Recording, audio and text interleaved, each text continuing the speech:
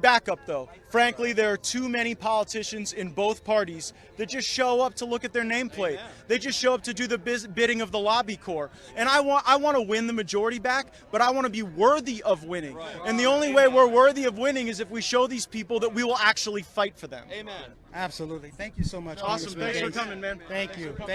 We need take this occasion to update her announced policies of January 4th, 2021 regarding the requirement to wear masks in the hall of the House during the coronavirus crisis. Consistent with the newly updated guidance from the Office of the Attending Physician related to the increased threat from the Delta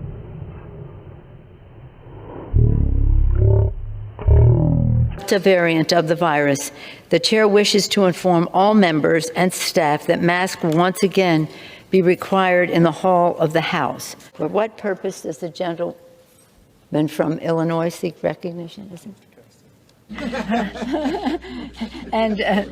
Mr. Neal has been a partner in all of that.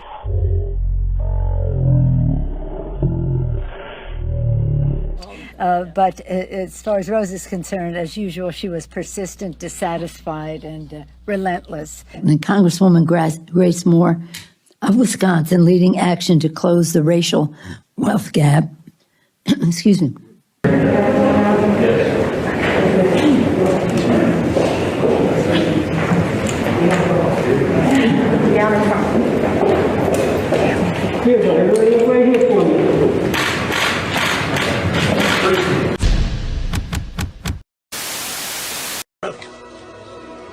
To Jurassic Park.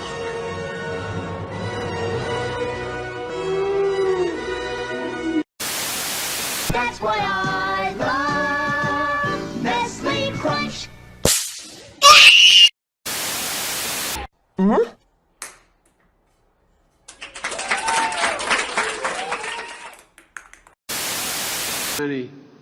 So many people, well over 630,000 Americans have lost their lives because of COVID. And the only thing I'm going to say, the press keeps wanting me to talk about COVID, but I'm going to mention this one thing. We still have a lot of people not vaccinated. The pandemic we have now is a pandemic of the unvaccinated. So please, please, please, please, if you're not vaccinated, protect yourself and the children out there. It's important. We shall not be moved just like a tree.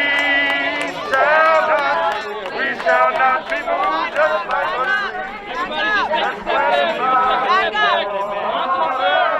just back up. On the sidewalk. Y'all gotta be on the sidewalk.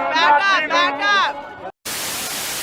As my colleague Burgess Owen said, he's an African-American member of Congress from Utah, it's not racist to require an ID to vote. It's racist to assume that any group of people in our country can't get an ID.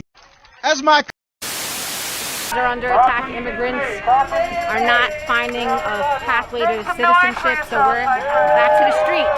The resistance is back. All right.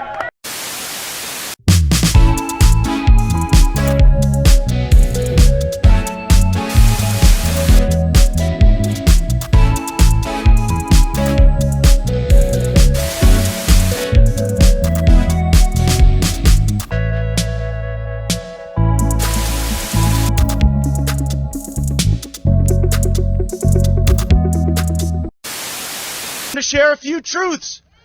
And I don't give a lick if they're politically correct or not. I assume some of them won't be. Mask mandates are stupid. Lockdowns are deadly. Vaccine passports are a passport to fascism. Critical race theory is racist. The Wuhan Institute of Virology is the birthplace of the Wuhan virus. And this is the one they really don't like. Donald Trump won the 2020 presidential election. And what would you say of all of the demands is your top line issue that you wanna get done to that? I think the most important thing for me, and I'm sure everybody here has different priorities, is you have to end the filibuster. You about one of the scariest concepts that you address in the book, and we talked briefly about how neither of us like the word progressive. Well, you read about the degrowth movement. This is a really, really, really frightening thing, and it's happening here. It's part of this American Marxist culture. What is it, and who's pushing it? The degrowth movement is really a throwback movement. They like to talk about Mother Nature and back to nature. Well, first of all, there is no Mother Nature. And secondly, there is no back to nature. Nature can be a very, very dangerous thing. Earthquakes, tornadoes, hurricanes, heat waves, and all the rest. So what they try to do is they try and use natural occurrences in order to push their ideological position. To Jurassic Park.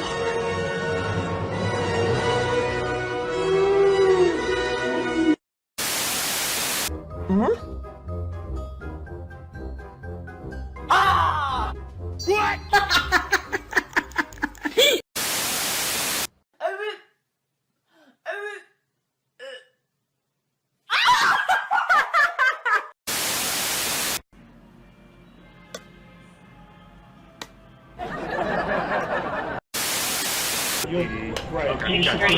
So you'll head over that way right now. It should be right over here by the Tombstones building. Right over here. Okay, I got it. So y'all three can head right. Is that us or you still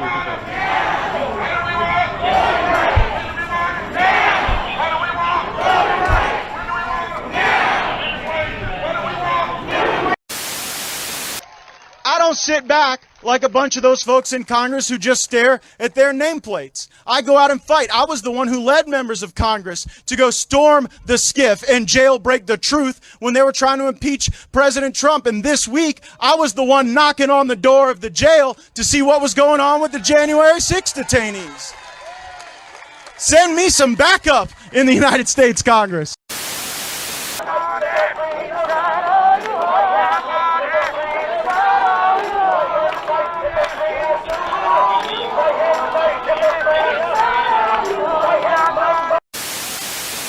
Their ideological position isn't to save the polar bear. Their ideological position isn't for clean air or clean water. We have mostly clean air and clean water in this country. Their ideological position isn't that we will use up the world's resources. We couldn't use up the planet's resources if we spent every second of every day trying to do that. We've barely touched the surface of what's on this planet. It is a massive place, and it is made up of elements that we're not even familiar with. So there's an arrogance to this. But what it is it is a Marxist movement dressed up as an environmental movement.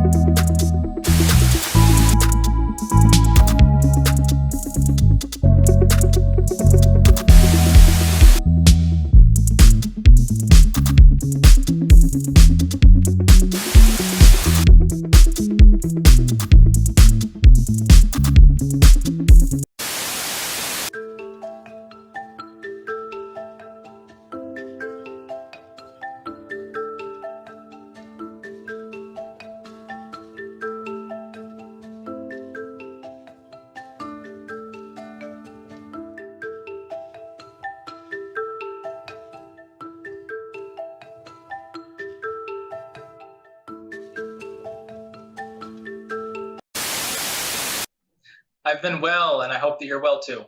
Oh, thank you very much. I want to jump right into your book. It's on critical race theory, a hot topic, obviously. What compelled you to write a book about this? Was there one person or thing that made you put a pen to the paper on this topic?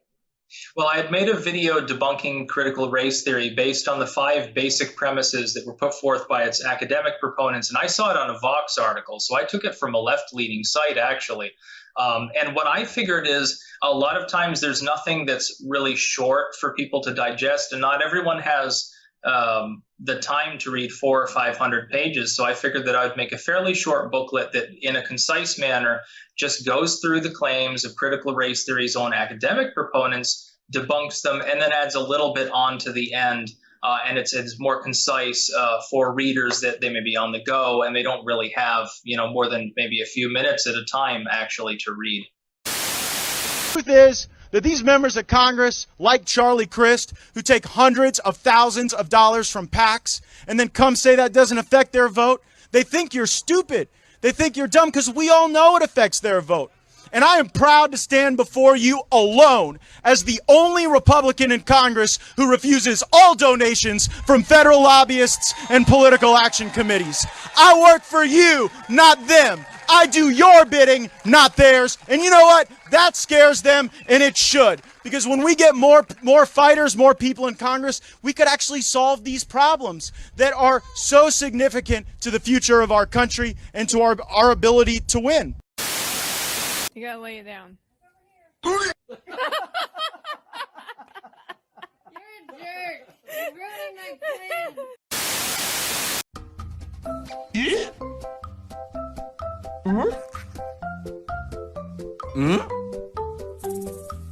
What? Huh?